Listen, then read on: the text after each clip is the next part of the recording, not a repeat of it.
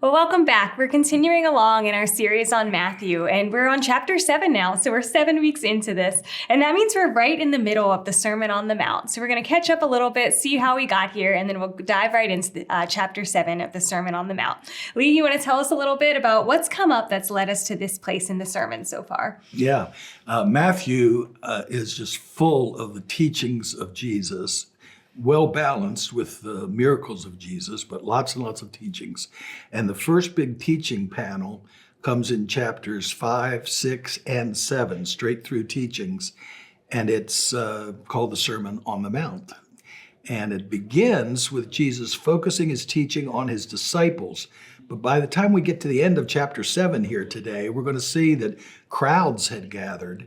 And so he's getting a pretty broad hearing for this Sermon on the Mount. So that's great. Yeah, it broadens out that we can learn more and more from it. So we're in chapter 7 right now, and we're going to go to section by section. So I hope you've read this before. If you haven't gotten a chance to, make sure you go back and read the scripture for yourself as we explore this together. So now we're looking at verses 1 through 6 to start. What do we see here? Yeah, it's helpful to know that chapter 7 is not as thematic and unified as the previous two chapters were. Whereas in chapter 5, we had the Beatitudes, and then that long section about how Jesus calls us to a higher law. Then in chapter 6, we had a big focus on worship and on worry as it relates to wealth. So those were real theme-based. This one has more shorter teachings that aren't as directly connected with one another. But the first one you asked about is about relationships with people who have offended us. Nobody's ever offended you, I Never, assume. no. But I know you've never offended anybody I else. hope not. No, I hope not too. At any rate, every once in a while, somebody offends us. And so the question is, if someone acts or speaks in a way that's offensive, how do we respond to that? Jesus is very much focused in on the judgmentalism of the Pharisees. Okay. And we're going to see that in many places in Matthew. So he kind of is pushing back against judgmentalism, but he doesn't throw out this idea of judgment. I think a better word for Jesus' use of judgment is discernment. Okay. So I hope we can use that word a little bit. It's interesting how he starts here in verse 1 of chapter 7, isn't it? Don't judge. And some people react so much to the temptation to being judgmental that they think that we should never exercise judgment. So they read those first three words, do not judge, and kind of put a mental period right there, you know what I mean? Yeah. And say that as Christians, as followers of Jesus, we don't have the right to pass any judgments on anything that anybody does. Well, Jesus did not put a period after do not judge, and he goes on to talk about appropriate judgment based on true discernment. How are we to judge one another? Okay, yeah. I love that. The problem seems to be that sometimes we're passing judgment on other people's behavior without having noticed some weaknesses in ourselves that need to be corrected and repented of. Okay, so we're holding those things in tension together. Yeah, the whole speck in your eye analogy that Jesus uses here. He's really being kind of funny, don't you think? Yeah, I love that image to think of us. If you're sitting here right now and I had a log in my eye and I'm like, come on over here. Yeah, let me check out your eye and see if I can get that for you. So here's somebody with a 4x4 piece of lumber sticking out of their eye, coming over and helping somebody get a little speck out from under their contact lens or something. Jesus has a good bit of humor in his teaching, even when he's being really serious. The point is, Jesus doesn't say, look, you've got a log in your eye. There's no way you can show any kind of discernment about anybody else's moral life. What he says is, get that log out of your own eye. So there's the idea of repentance and reform of ourselves.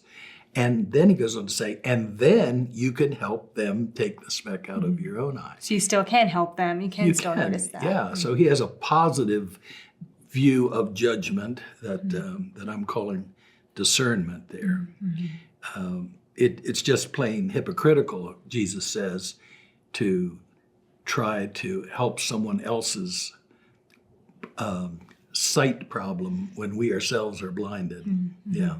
Have we talked about the word hypocrite? Yes, we did, Okay. about how it means, and the Yeah. sense of acting or having a mask on. There So you it's been go. interesting. I Good. feel like I'm noticing it even more, how often Jesus mentions that that's something we really do need to take seriously if he's bringing that up over and over again. Yeah. So that's good.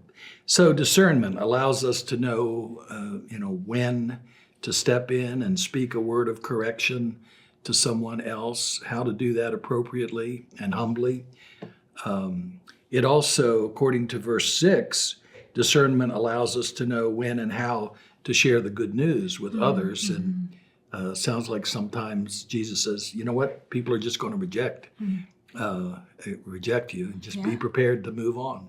I know. I think that's When that interesting. I happens. don't think that's a verse we notice very often, to think of, being discerning of when it's the moment to share the good news and when to realize it might be, as it says, your pearls might be before swine. That's a pretty strong image. It is. It's a difficult verse. Don't throw what is holy to the dogs. Don't give your pearls to the pigs. Those are things that, of course, were unclean to Jews and are associated with Gentile life. So Jesus may be saying, there are people outside the covenant people that you want to reach out to with the good news of God's inclusion of all people, but they may just be prone to reject out of hand any attempt you make. And Jesus in a number of places said things like, if you go into a town and go up to a house and they welcome you, then, tell them the good news. If they slam the door in your face, don't keep banging on the door, just go to the next Move on. house. Yeah. Okay. And I think something like that may be going That's on what's here happening. too. Okay. We see that repeated. Okay. So that's sort of our first chunk that we Yeah, see. so no judgmentalism, but that doesn't mean that we can't exercise moral judgment. Okay, and be discerning. Okay, Yeah. and you talked about somehow these sections, they can kind of be framed as far as different relationships we have. So that one talks a little bit about relationships with people who've offended you. So then we go on to the next section, and we see this talks some about our relationship with God. So what do you think we notice as we look at this? Yeah, this starts in chapter 7, verse 7, and it's obviously about prayer. But he couches it in terms of our attitude toward God in prayer. How do we think of God when we pray to God? And there's this very famous line here in verse 7, ask and it will be given you, search and you will find, knock and the door will be open for you. In each case, we have kind of a synonym for prayer. Prayer as asking, prayer as seeking God's will, prayer as knocking on the door so that God's will is more widely open to our understanding. And each of those three verbs kind of intensifies as it goes. Okay. I ask you a question, I seek for something, then I'm banging away. So he says that's appropriate to think of prayer not just in terms of asking, but seeking God's will and hoping for it to be opened for you. Then he gives them a real assurance that when we pray, asking, seeking, and knocking, God responds to prayers. That our persistence matters, that God's there to hear that. Yeah, that a persistent prayer is not a bad thing, and that God does honor that.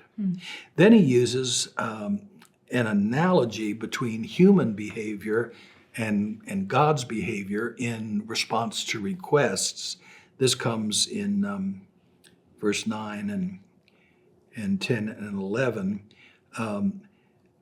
He says even human parents, if a child asks for something, they don't give him something evil. If you ask for a fish, you don't get a poisonous snake in return. So he kind of starts on a human level, and then he says in verse 11 that if human parents for the most part, give good gifts to their children or try to give good gifts, how much more will God do that?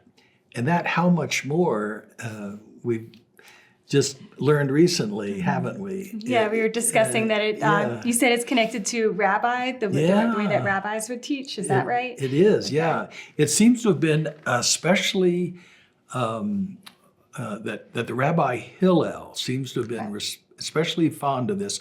Hillel was a very famous rabbi who lived kind of around Jesus' time, and he was widely quoted by other rabbis, and he was fond of giving these analogies.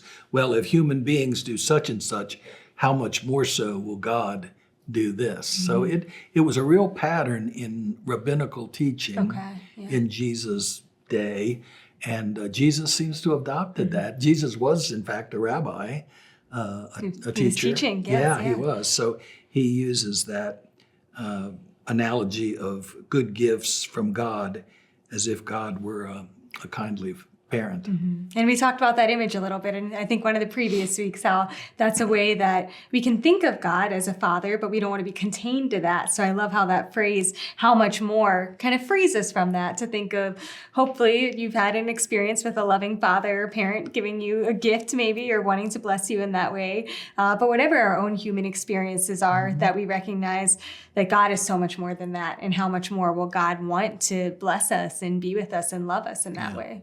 You put that really well. Analogies are helpful as long as we don't define God by the human standard. God's not bound to that. Yeah. That's well put. That's good.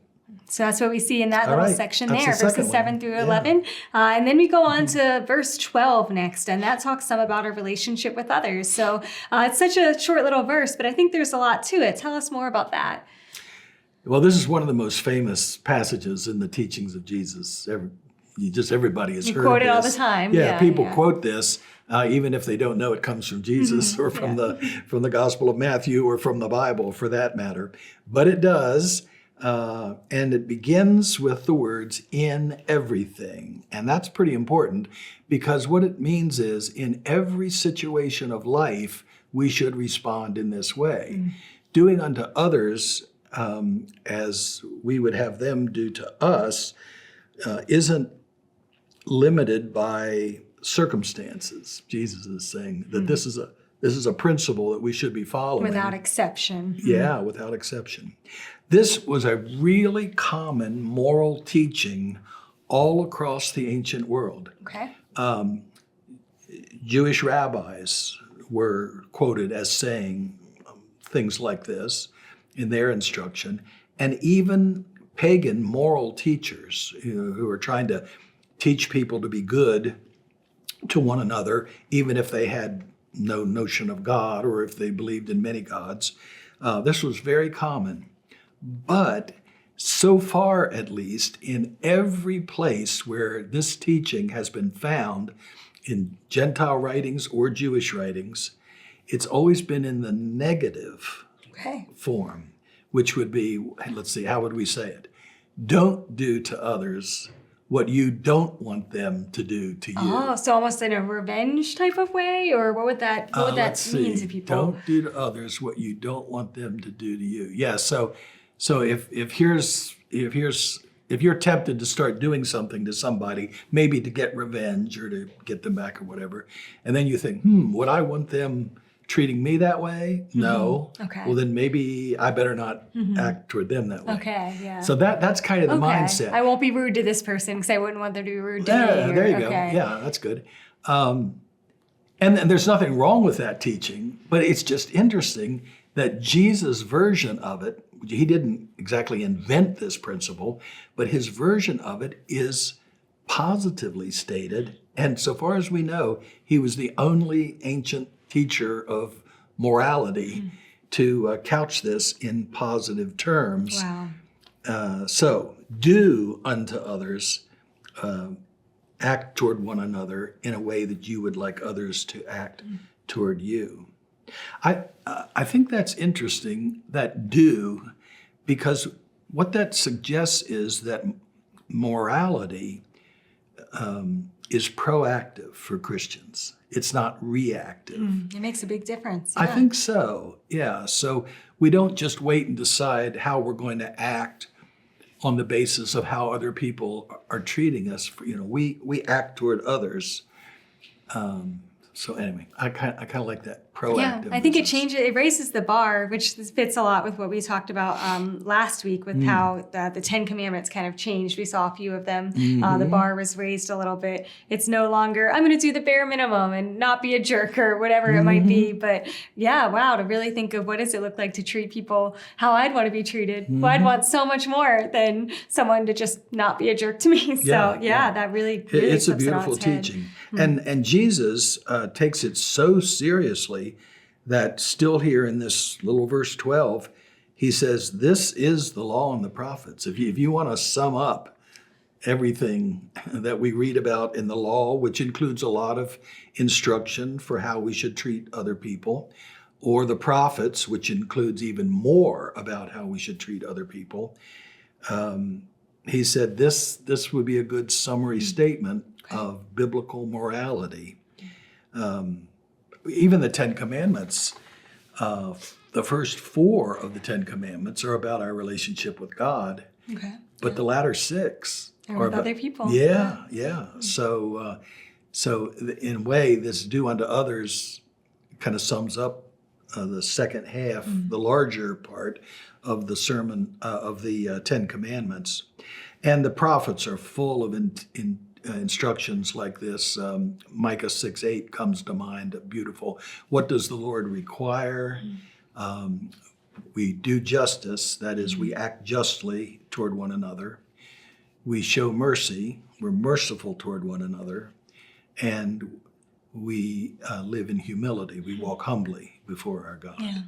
So that's just one of many, many moral instructions in the prophets that Jesus says is kind of summed up by this beautiful verse here. Wow. Yeah.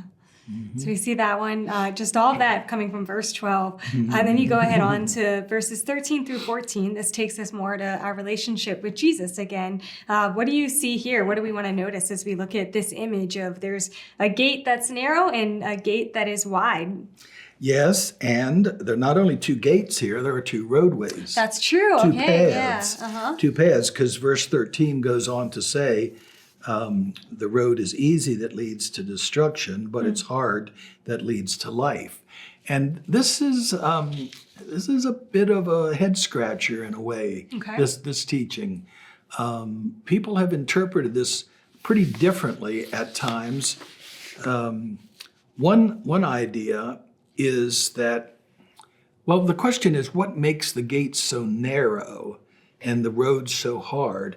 And one way to say that, to interpret that, is that it's just really, really hard to get into the kingdom of God or something, that the standards are so high that only a few of us are going to make it in or whatever like that.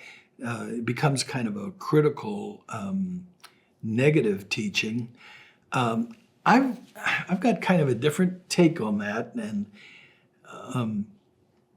when the imagery of the gate and the path are both images that Jesus applied elsewhere to himself.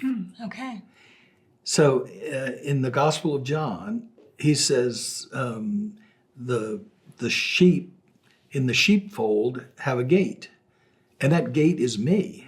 It's not some big door or barn door or something like that. The shepherd lies across the gate for protection, the opening, and ushers the sheep in and out for guidance. And Jesus said, I'm the one who does that gate function in your lives. And then he does the same thing with the road or path when he says, I am the way. So it may sound negative at first to say, whoa, it's a narrow gate to get into the kingdom. But the gate only has to be one person wide. And that's Jesus. Yeah, just as wide as Jesus. Yeah, Okay. if we're following Jesus, then that's not a limitation. that's an invitation. Oh, I love that. Yeah, that it's not this negative, scary passage. Well, and it can sound a little scary depending on how you're reading it. can. The gate is narrow, the road is hard, but that we can find it through Jesus. That's the invitation. Yeah. And he does go ahead and say that even though Jesus' offer of entrance into the kingdom may be for everyone, and I think it definitely is, that doesn't mean that everyone will respond and follow Jesus. And he gives that caveat, that kind of warning at the end. That we can see Jesus without following him. Yeah. Okay. So maybe people can think about that other interpretation. Yeah, I like that. Thank you. It's good to hear a that. Jesus-wide gate. Yeah, because that can be a challenging passage to read. That's beautiful. Yeah.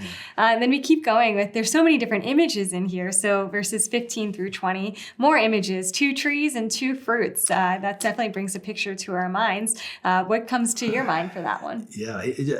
Jesus is into twos here, isn't he? Yeah. We got 2 gates, we had 2 roads, and now we got 2 trees with 2 kinds of fruit.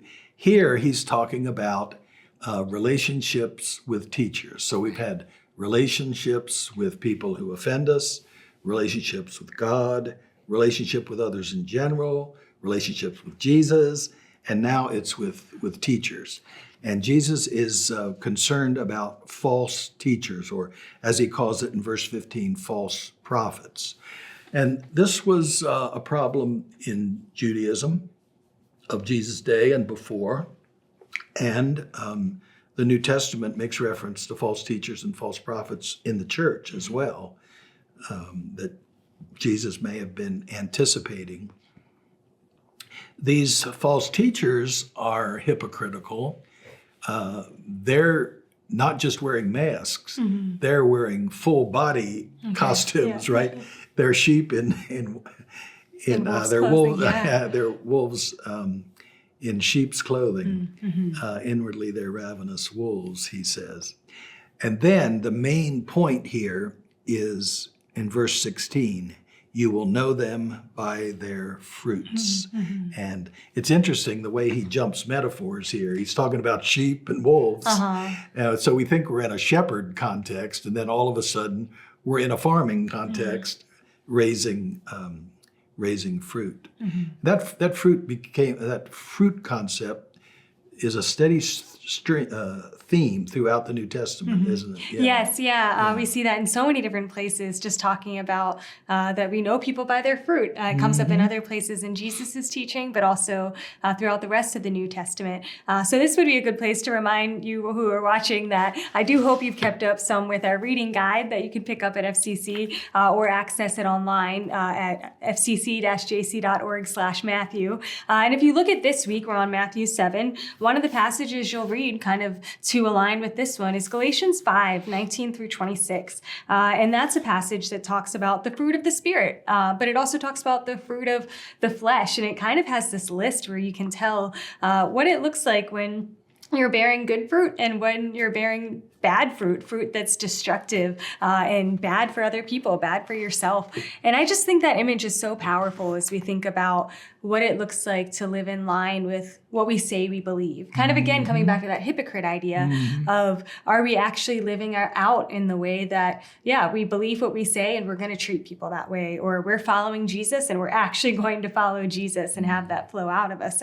That concept is so compelling to me as I challenge myself, really. Am I doing that? Or am I saying one thing and doing something else? Yeah. And Jesus took this business of fruit bearing very seriously here. He warns twice just in this short passage. First in verse 16, you will know them by their fruits. And then at the end of it in verse 20, thus you will know them by their fruits. It's the proof. Jesus says this over and over again. I was thinking about this passage, and I'll just talk about myself. It's easy for me to find myself disagreeing with another Christian teacher, even to the point of thinking that what they're teaching is a real misunderstanding of God's will, a misinterpretation of the Bible. And so my tendency is to kind of label them as a false teacher. Okay. And then I could become very judgmental. of that. See, so that's a process that I'm tempted to. If we read this teaching, which is a clear warning by Jesus to avoid false teachers and false teaching, but if we read it in the light of what we just studied a minute ago at the beginning of this chapter, where Jesus says we need to make sure that if we're going to be discerning about others who offend us, and false teachers do offend me. I mean, they are an offense against the truth, I think. But if I'm going to pass judgment, if I'm going to be discerning toward them, I need to make sure that I'm exercising self-discernment, humility, self-judgment. Anyway, he doesn't exactly say that right here, but I just have been thinking that I need to make sure I put these two passages They're together. all tied together. Yeah. I came across something. I was just reading some about this passage, and it was saying often pastors, teachers, could be Sunday school leader, whatever you are, you can read this and think, oh, yeah, those false prophets out there. And it was reminding us that if you're in a position of leadership or a position of knowledge, I know some of you are watching this because you want to learn more about the Bible, but to recognize that with that can come sort of accidental hypocrisy or just, going down that slippery slope a little bit. And I just thought that was such that was really a good reminder to remember that we shouldn't always look at this passage and think of it as a way to criticize other people, but really hold ourselves up to that and see, do I measure up in that way? Am I one of those people who's thinking that I'm doing a great job? Because I think we can kind of go down that path on our own and not realize it. And to be fair to Jesus' teaching here, he also talks about true teachers, good teachers. And I think there we need to take seriously that good trees bear good fruit. And so that when we have a teacher, a Christian teacher that we trust, whose influence we appreciate, we need to identify what is really helpful and good about their teaching and not just dismiss that. And we need to do that with respect and gratitude. So we need to have a good attitude toward good teachers. Towards good teaching as well. As well it's not as, all critical. as well as a proper attitude toward false teachers. Okay, okay. So we learn a lot here from our relationships with teachers. And then going down to verse 21 and 23, then we come back some to our relationship with Jesus. Yeah. Not everyone who says to me, Lord, Lord, will enter the kingdom of heaven, only the one who does the will of my Father. That's verse 21. So Jesus is suggesting here that saying the right words isn't enough. Okay.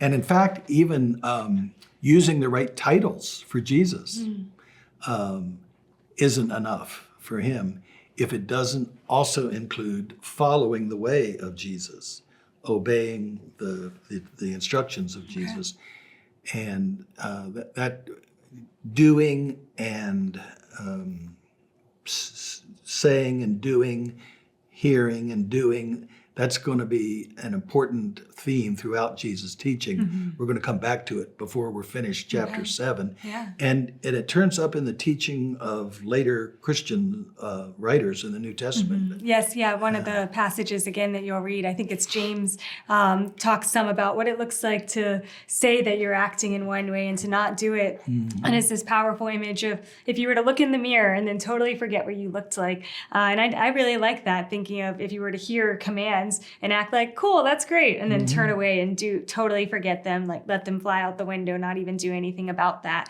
That's definitely a theme that we want to remember, that it isn't just learning and putting it in our minds, but it's walking down that path as well to sort of go back to that image. Yeah. So it's saying and obeying. Just saying the right things isn't enough.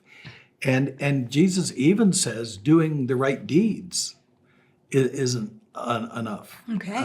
He says you can do miraculous, you can do many mighty works, he says, in my name. I assume he's thinking of miraculous things there, but still not be living obediently in your own life. So is that about your heart and motivation, or tell me more about that?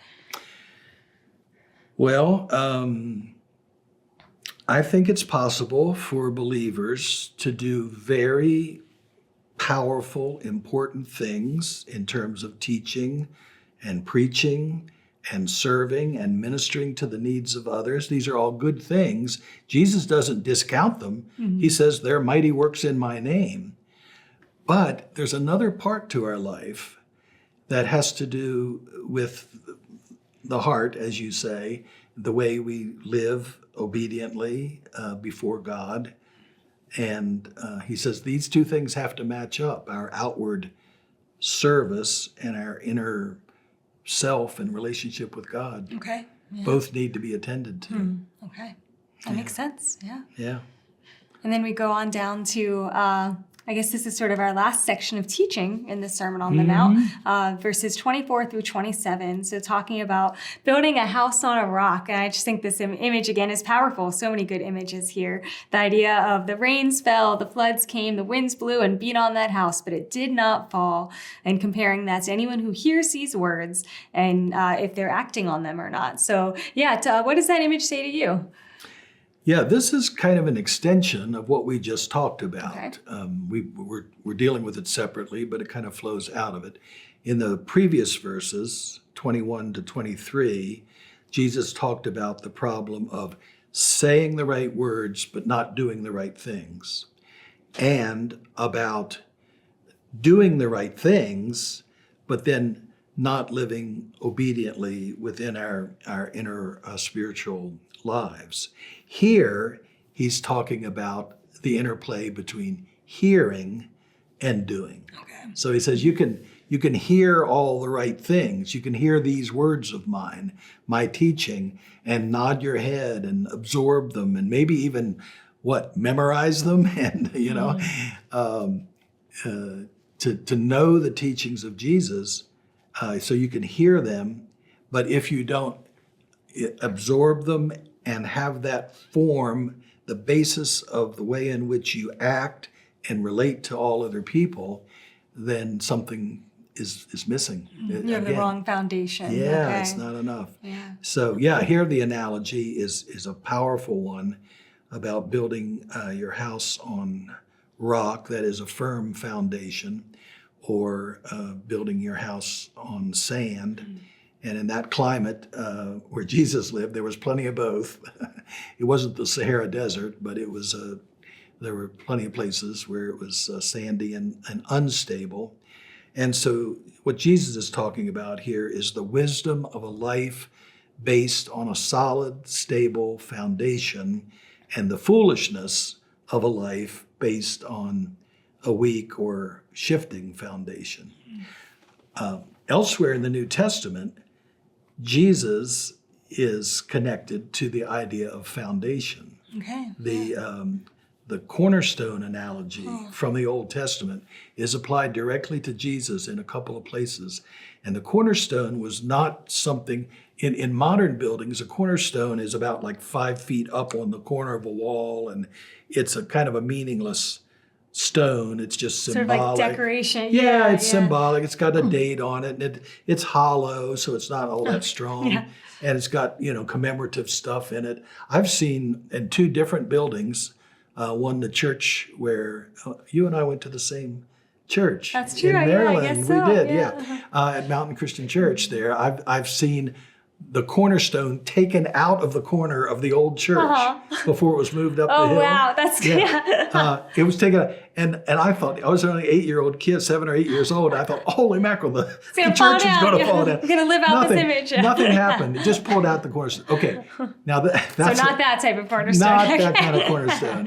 What we're talking about is the stone that was laid to start the foundation. So the strength of the foundation depended on the strength and placement of the cornerstone, and the whole building depended on that. Okay. Well, that cornerstone image is repeatedly applied to Jesus. So I think it's appropriate for us to think about Jesus as the solid, stable foundation. And anything else, including self, is the unsteady, the shifting, unstable foundation. Yeah. So Jesus gives a pretty strong call to follow him, obey him, listen to him, call him the right names, but live the right way of life.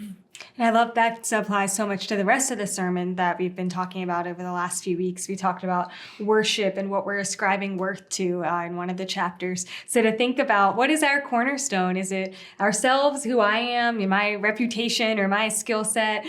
Is it my money? Is it my other things that I could be worshiping? We've talked about so many different things that we worship in our lives. Or are we putting Jesus there? Is that who we're depending on? And he's a solid, stable, strong foundation. So that's such a good challenge for all of us as we think through this whole entire sermon. Who are we putting in that position and what are we doing about it? So anything else before we wrap up with those last two verses that you want to mention for the Sermon on the Mount? Well, back to the very middle of this 7th chapter here, where we had that invitation to pray earnestly by asking, seeking, knocking. Looking back at that passage and the promise that, like any good parent, God, or even more than a good human parent, God will give us what we truly need. Although the word trust isn't in this chapter, I feel like it kind of breathes that concept of trust. And when we come to God in prayer, we are expressing our trust that God gives good gifts to God's children. And when we come to the end here, we trust that Jesus provides a solid foundation for every aspect of our lives. That's trust. That's beautiful. Yeah. And then we wrap up with just seeing the last two verses talk some about the context of his teaching. You mentioned this some at the beginning, that it started with his disciples, but now it talks about him having crowds there. So what else do we see here? Yeah, well, the crowds suddenly show up here in verse 28, and they were astounded at his teaching. So they've been listening in on all of this as well. And Jesus has used some very powerful analogies and word pictures here that have really amazed them. And the thing that amazed them the most was not just the form of his teaching, but the authority with which he taught. And it says he taught with an authority not like their scribes. Scribes were copyists of the law, who then became great students of the law, who then, because they knew it better than anybody else, became great teachers of the law. So it was a very important function in Judaism. But they had a tendency, and this is true of rabbis, to base the authority of their teachings on older, respected rabbis.